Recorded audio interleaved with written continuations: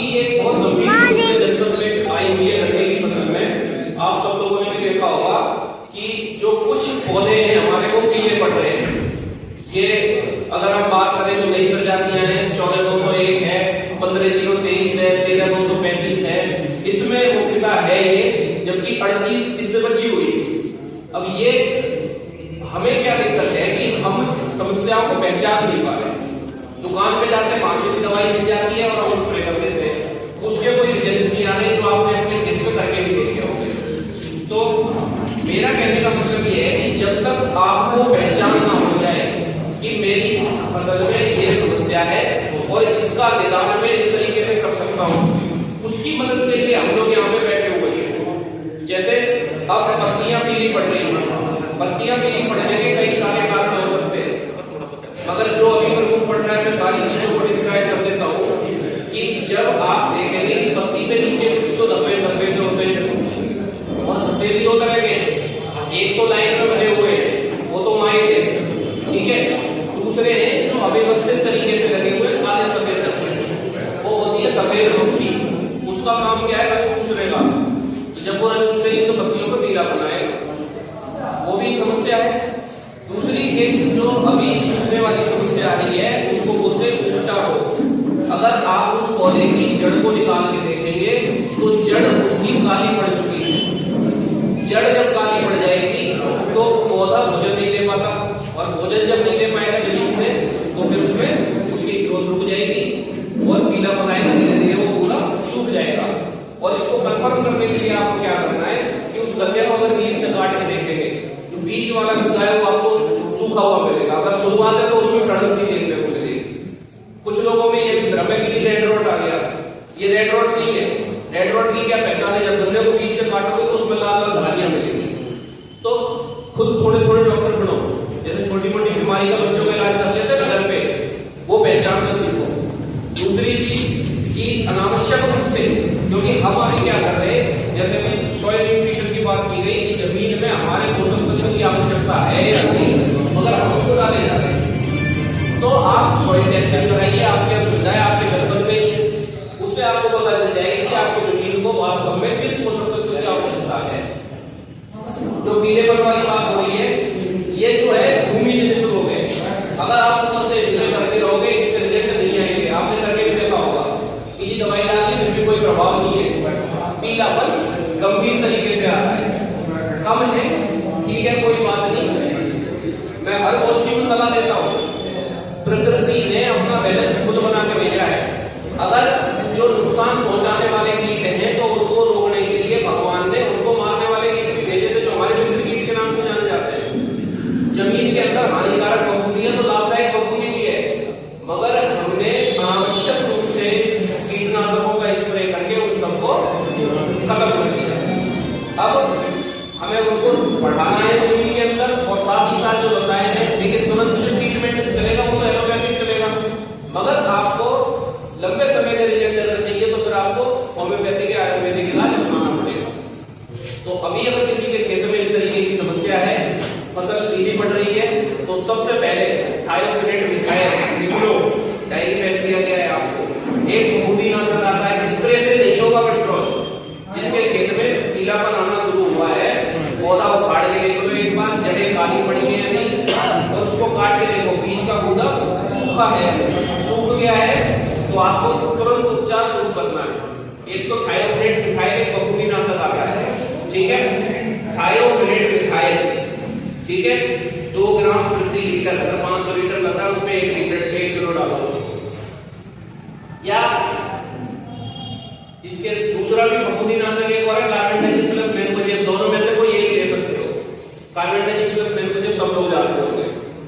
उसके साथ साथ इसमें एक और समस्या आ रही है गन्ने में, वो रूट बोरर की जड़ में कभी कभी सुंडी भी है सफेद रंग की, तो उसके बचाव का भी आपको उपाय करना है। इसी में केमिकल आता है क्विनालफॉस, या तो वो डाल दो 1 लीटर, या फिर आप क्लोरोसाइफर जो आता है आप उसका इस्तेमाल कर सकते हैं, ठीक है।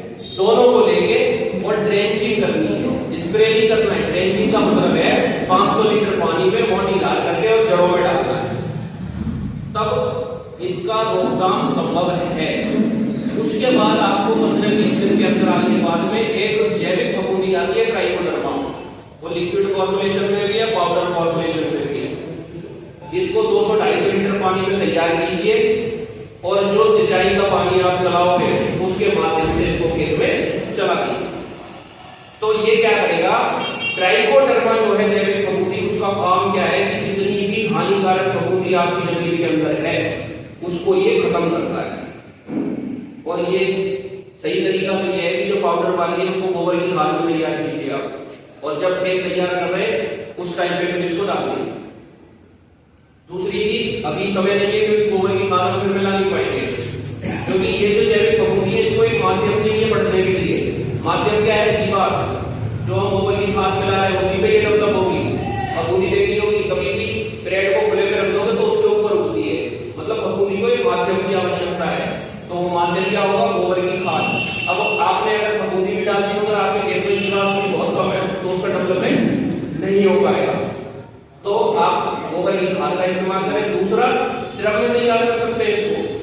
2 डब्बे ट्राइकोडर्मा के ले लीजिए, अच्छे से उसमें थोड़ा सा गुड़ मिला लीजिए और बाल्टी में खोल के फिर उसको उस ड्रम में डाल दो। 200 लीटर का जो है 2 किलो गुड़, 2 किलो बेसन और पीपल के नीचे की मिट्टी, ये एक बाल्टी में अच्छे से घोल बना लो इसका, फिर उस ड्रम में डाल दो 200 लीटर वाले में और पानी से भर दो, उसको खोल दो।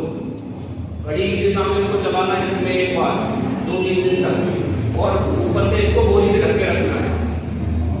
इससे क्या होगा, जो माध्यम है उसमें उसका डेवलपमेंट हो जाएगा, और जब पानी आप चलाओगे तो उस पानी के साथ में उसको कूद करके खेत में जाने दो। तो जब ये लाभदायक फफूंदी आपकी जमीन में होगी, तो जैसे सरसों में आपने बताया कि जो टूट के गिर जाती है, जड़ों वाली जितनी भी समस्याएं हैं, क्योंकि बीमारी जो है वो आपके खेत में कहां से आ रही है, या तो बीज आपका सही नहीं है, बीज के माध्यम से आएगी, या आपकी जमीन के अंदर है, या जो आसपास का वातावरण है, खरपतवार है, पड़ोसी का खेत है, वहां से आती है। तो तीनों चीजों को आपको शुद्ध करना है, जमीन मजबूत करनी है। ट्राइकोडर्मा आप साल में 2 से 3 बार जब इस्तेमाल करेंगे तो ये अपने आप ही जमीन में फिर मल्टीप्लाई होना शुरू हो जाएगा। और ये तो अभी शुरुआत है। अभी आप देखो किसी के खेत में तो एक बेच में शुरू हो गई कि कुछ पौधे नीले पड़ रहे, कोई खेत पूरा बैठ गया है, मतलब उसकी ग्रोथ पूरी रुक गई और सूख गया। तो टुकड़े से शुरू होगा पहले, फिर उसके बाद धीरे धीरे बैठ जाएगा, क्योंकि उसका जो फफूंदी है वो जमीन के अंदर है और वो एक पौधे से दूसरे पौधे में फिर फैलेगा। तो इसलिए उसके लिए आपको क्या करना है, अच्छा इंतजाम तो यही है, ट्राइकोडर्मा चलाओ, गोबर की खाद में मिला के डालो। और यहाँ पे जो कृषि रक्षा इकाई है यहाँ पे उपलब्ध है। कितने रुपए का डब्बा है? 75 का, बताओ जी। 100 रुपए का डब्बा है और उसमें 75 रुपए सब्सिडी है। 25 रुपए का, 50 रुपए में आपका 6 बीघे का काम हो रहा है, इससे सस्ती कोई दवाई मिलेगी। बस अंतर यही है कि हमें मैनेजमेंट करना है। हम कह रहे हैं कि वैज्ञानिक पद्धति से खेती पे आ जाओ, तो वैज्ञानिक पद्धति के जो सारे फंडे हैं वो भी अपनाने पड़ेंगे। कि जो हमारे मतलब कहते वो तो हमने अपना लिए कि सबसे आसान क्या है, दवाई लाओ और छिड़क दो। अब ये दवाई लाके छिड़कने वाला कार्यक्रम ज्यादा दिन चलेगा नहीं, क्योंकि आप भी देख रहे हो गन्ने जैसी फसल में 10 स्प्रे हो रहे हैं और उसके बाद भी नतीजा क्या है, रिजल्ट यहाँ जीरो है। तो एक तो जो पीलेपन की समस्या आ रही है इसका निदान आपका हो गया, ये कार्यक्रम करना है। दूसरी चीज, अगर गन्ने और धान की यहाँ पे बैठते हैं, इसके अलावा सब्जियां भी करते होंगे कुछ बागवानी, कीड़े और बीमारी को नियंत्रित करने का तरीका, चाहे बाग है, चाहे धान का खेत है, आपका गन्ने का खेत है, कोई भी है, अगर हम तो एक ही चीज सीखे अब तक कि दवाई लाओ और स्प्रे कर दो। इसके अलावा भी कोई तरीका है? किसी ने अगर सीखा हो तो बता दो। हर एक कीड़े के लिए अलग से आप स्प्रे करोगे तो उससे आपका निदान नहीं होगा, ठीक है। धान, बागवानी सब में अप्लाई कर लेना, ये सबके लिए कॉमन मेथड है कि खाली स्प्रे के अलावा 2 या 3 कंपोनेंट ऐसे हैं, तरीके ऐसे हैं जो आपको इस्तेमाल करने हैं। सबसे पहला, कीड़े की एक आदत होती है लाइट की तरफ आकर्षित होता है। कोई भी पतंगा हो, चाहे आप भिड़े की बात कर रहे हो, वो भी लाइट की तरफ आकर्षित होता है। इसीलिए आपने देखा होगा जो गांव के आसपास के खेत हैं उनमें कीड़ा कम लगता है, क्योंकि जो प्रौढ़ अवस्था है, जो उसके वयस्क जो अंडे देने का काम लाइट की और आकर्षित होते हैं और मर जाते हैं। तो अब हर खेत में तो लाइट लग नहीं सकती, इसका क्या समाधान है? एक आप प्लास्टिक का डब्बा लें, उसको 2-3 तरफ से काट दो कि उसमें कीड़ा अंदर आ सके, और नीचे उसमें पानी भर दो। ट्यूबवेल है तो ट्यूबवेल पे टांग दो, लाइट का साधन है। अगर लाइट का साधन नहीं है तो आजकल चार्जिंग वाले बल्ब आते हैं LED, आप एक बना के देखो अपने घर पे, इसको कोई रॉकेट साइंस नहीं है, सब लगा सकते हैं। होल्डर लगाना है, चार्जिंग वाला बल्ब चाहिए और नीचे काट के उसमें पानी भरना है, छेद कर दो साइड से। उसको खेत पे कब लगाना है? शाम के टाइम, सूर्यास्त के बाद 2 घंटे, जैसे ही अंधेरा होना शुरू हो उसे आप ले जाके लगा सकते। वो क्या काम करेगा कि जितने भी एडल्ट हैं, भ्रूण हैं जो अंडे देने का काम करते हैं, उनको अपनी ओर आकर्षित करेगा और वो उस डब्बे में आके फंस जाएंगे। और आप यकीन नहीं मानेंगे, आपके सामने जिन बल्ब भी लगे हुए हैं, एक रात में एक डब्बे में 40 से 50 तितलियां आती है। अगर वो जो 50 तितली है उसके 25 जोड़े भी मान लो, एक जोड़ा 200 से 250 अंडे देता है। गुणा करके देख लो आप, इतना कोई सा मेथड इफेक्टिव नहीं होगा, जितना आसान तितली को और अंडों को मारना है, पहला काम। दूसरा, अब समस्या क्या है कि सभी को तुरंत रिजल्ट वाले इलाज चाहिए कि आज दवाई बताओ और 3 घंटे में डॉक्टर साहब काम करनी चाहिए, तब तो आपका इलाज बढ़िया है, वरना तो फिर सही नहीं है। मतलब साथ के साथ आपको खर्चा भी कम करना है। ये काम क्या करेगा? ये एक तो आपकी निगरानी रखेगा कि कीड़ा खेत में है या नहीं है तो भी लगाना है, क्योंकि जब आ जाएगा तो हमें पता चलेगा खेत में कीड़ा आ गया।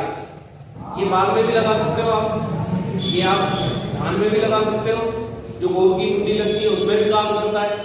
तो बोरन जो गन्ने में लग रहा है उसके लिए भी लगा सकते हो। कब से लगाना है? फरवरी मार्च से लगाना पड़ेगा, समय अलग होगा।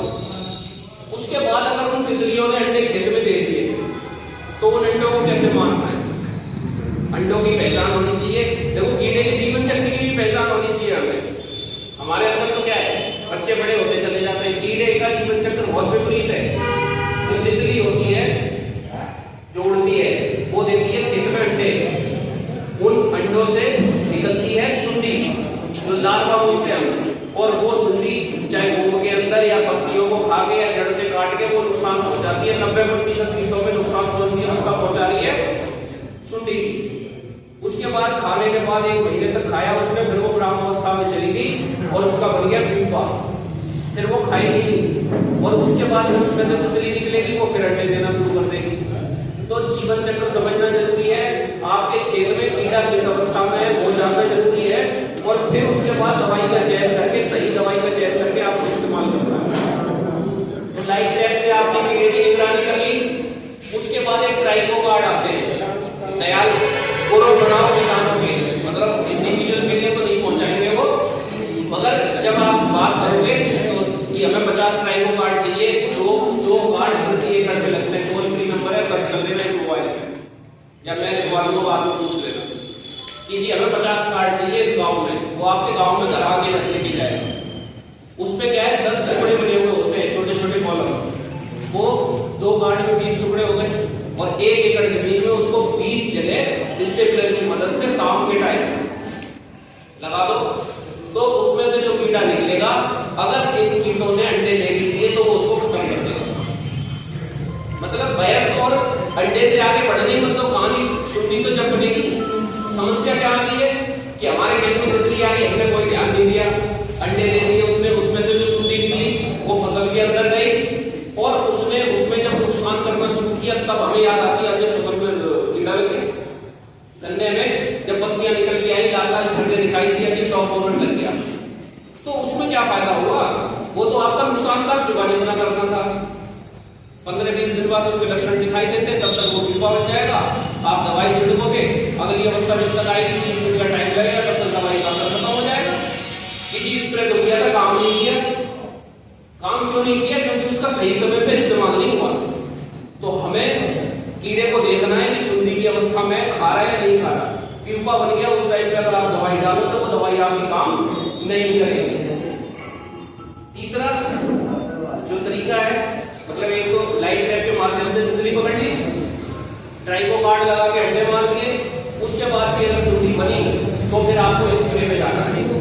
स्प्रे का चयन आप खुद करोगे, क्योंकि आपको दवाई हम बता दें कितनी भी आपको ध्यान नहीं रहती, उसका समाधान ये है, फोटो खींचो, मेरे पास भेजो, फोन कर लो कि जी ये समस्या है, डॉक्टर साहब बताओ क्या करूं, दवाई कौन सी डालनी है, तो उससे आपको सही जानकारी मिलेगी। अभी क्या होता है, घर पे दवाई रहती है, हमें इतना भी नहीं पता है कि ये कीड़ा है या बीमारी के कारण, जो दवाई रखी हमने खेत में डाल दी या हम दुकान से खरीद के लाए, हम अपने पैसे खर्च कर रहे हैं, हमने ये जानने की कोशिश नहीं की कि ये दवाई जो मैं डाल रहा हूँ उसका क्या नाम है, ये कौन से कीड़े को मारेगी या बीमारी के लिए है, हमने जानने की कोशिश नहीं की।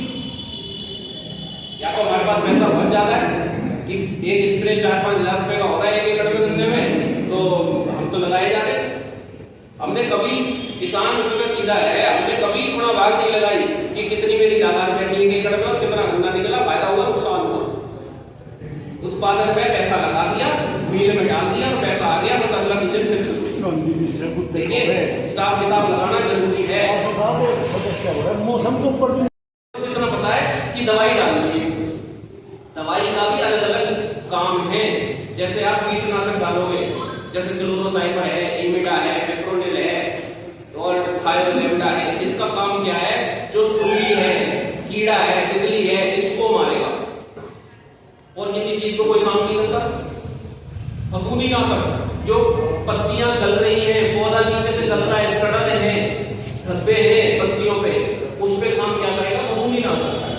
तो हमें चेक करने में भी नहीं पता, हम तो बस जाके केवल मेडिकल में निर्भर है, उसने जो दवाई दे दी हम लाके अपनी फसल को खिला दी, उसके स्वास्थ्य पे क्या फर्क पड़ेगा, हमारी जमीन पे क्या फर्क पड़ेगा। और एक आजकल ये व्हाट्सएप इंडस्ट्री और फेसबुक, एक ये यूट्यूब, इस पे बहुत सारे समाधान है कि हर समस्या का समाधान है कि जी हम मतलब बिजी है। सबसे पहला काम तो भूमि उपचार ट्राइकोडर्मा से बताया था, गोबर की खाद मिला के तैयार करना। बीज उपचार, बीमारी बीज से भी आएगी। रेड रॉट, जो गन्ने पे वेराइटियां खत्म करने वाली समस्या है, प्राइमरी कहां से आती है, बीज से। तो बीज आपको सही करना है, बीज उपचार करने में 200-300 रुपए का खर्चा आएगा, मगर हमारे पास समस्या क्या है कि लेबर नहीं मानती। 200-250 लीटर पानी में घोल बनाओ, उसको टुकड़ों को डाल दो, या है उसमें बना दो, उसको उपचारित करके होगे, बीज में जितने भी सोर्स है जो बीमारी पैदा करते हैं उनको खत्म कर देगा। बीज हमारा स्वस्थ हो गया, जमीन ट्राइकोडर्मा से स्वस्थ होगी और जो फसल है आसपास का खेत साफ होना चाहिए। ये तीन सिद्धांत है कीट नियंत्रण के, और आवश्यकता पड़ने पे आपको कीटनाशक का इस्तेमाल करना है, ये नहीं है बिल्कुल नहीं करना, मतलब संतुलित प्रयोग करना है। जमीन पर्यावरण के हिसाब से कंपनी बढ़िया लेनी है, इसका नाम आपने सुना, ठीक है। एग्जाम दोनों में से कोई भी ले लो, आप मेरा नंबर ले लेना, मैं लिख के दे दूंगा, ठीक है। एक और साल्ट है, इसके बहुत ज्यादा गंभीर समस्या हो, एक आ रहा है 40% पेप्रोनिल, 40% इमिडा, एक कोका सिरासाती के नाम से आता है, ठीक है। वो आपका रस चूसने वाले कीड़ों में भी काम करेगा, अगर बोरर है कोई उसमें भी काम करेगा, जिसके ऊपर पड़ जाएगा उसको भी मार देगा। तो तीनों में से कोई एक रसायन है, और पानी की मात्रा जो है वो 500 लीटर से कम बना लो और उसको आराम से स्प्रे करना। स्प्रे करने के तरीके में भी अंतर आ गया, ट्रैक्टर वाले स्प्रे इस्तेमाल कर रहे हैं, इसमें स्प्रे ऐसा कुछ है ही नहीं, उसमें प्रेशर इतना ज्यादा है, वो गाड़ियां धोने वाला पंप है, वो स्प्रे थोड़ी कर मशीन, वो धुलाई करने की मशीन है, हम उससे दवाई छिड़क रहे हैं फसलों पे। आप अंतर करके देखना हो, एक खेत में ट्रैक्टर वाले से कराओ, एक खेत में आप हाथ वाली मशीन से करो, दोनों में अंतर आपको दिख जाएगा। जो ड्रॉपलेट बनती है वो पत्ती की सतह पे एकदम जमा होनी चाहिए, आराम से रख जाए, पौधा उसको अवशोषित कर ले। हम तो इसकी धुलाई करते हैं, मगर ये जो कीड़ा है इसमें धुलाई की आवश्यकता है। पत्तियां अगर काली पड़ गई तो आप अच्छे से पानी लेके फसल को रसायन के साथ धो दो, ठीक है जी। कहने का मतलब यही है कि कोई भी चीज का शॉर्टकट नहीं है। कीड़े का अगर आपको सही मैनेजमेंट करना है, आप जो दूसरे ऑप्शन है उनको अपनाएं, फसल पद्धति में परिवर्तन करें, इंटरक्रॉपिंग लें, थोड़े कूड़ की दूरी बढ़ा दो। उसी खेत में 30 इंच में कितने साल से गन्ना बो रहे हैं, उन कूड़ों की जगह को बदल दो यार। जमीन भी कह रही होती पीछे ही पड़ गया, हर बार यही लगा देता फसल, 30 इंच की जगह 32 कर लो, 35-36 पे लगा दो, 40 पे लगा दो, कूड़ों के बीच की दूरी बढ़ेगी, उसमें दूसरी फसल लेना शुरू कर दो। तो दलहनी फसलों का वो बना देंगे, उसके साथ समायोजन, तो एटमॉस्फेरिक नाइट्रोजन का वो करेगा निष्क्रियकरण, ये बीमारियों का प्रकोप कम करेगा। संतुलित उर्वरकों का प्रयोग करें, क्योंकि हर एक उर्वरक का अपना महत्व है और अगर किसी की भी कमी होगी तो फसल चक्र में वो निश्चित तौर पर प्रभाव डालेगा। 97 केमिकल है जिन पे बैन है, 97 केमिकल, और बाजार में क्यों कर रहे हैं? बाजार में नहीं छोड़ेंगे बैन वाले बता दो, हम तो मैं देखो, एक तो मोनोक्रोटोफॉस भी बैन है जो बाजार में बिक रहा है, बाकी जो बाजार में जितने भी बाजार में बिक रहे हैं वो उनमें से कोई बैन नहीं है, क्योंकि जो बैन होता है उसमें 2-3 तरीके से बैन लगता है। एक तो पूर्णतः प्रतिबंधित, मतलब ना उसका मैन्युफैक्चरिंग होगी, ना वो बनेगा ना बिकेगा। एक ऐसे प्रतिबंध लगता है कि वो बनेगा मगर बाजार में जो बन गया स्टॉक वो बाजार में तब तक बिकेगा जब तक खत्म नहीं हो जाता। तो जो बाजार में बिकते हैं वो वही रसायन है जो सरकार द्वारा अप्रूव है। दोनों जब स्टॉक खत्म हो जाए, अब ज्यादा मिलती नहीं, कुछ ही जगह मिल रही होगी, धीरे धीरे ये खत्म। मतलब सरकार का उद्देश्य ये है कि आने वाले 2025 तक जितने भी रेड ट्राइंगल पीछे देखते हो ना, एक हरा, नीला और लाल निशान बना होता है, तो वो जो लाल निशान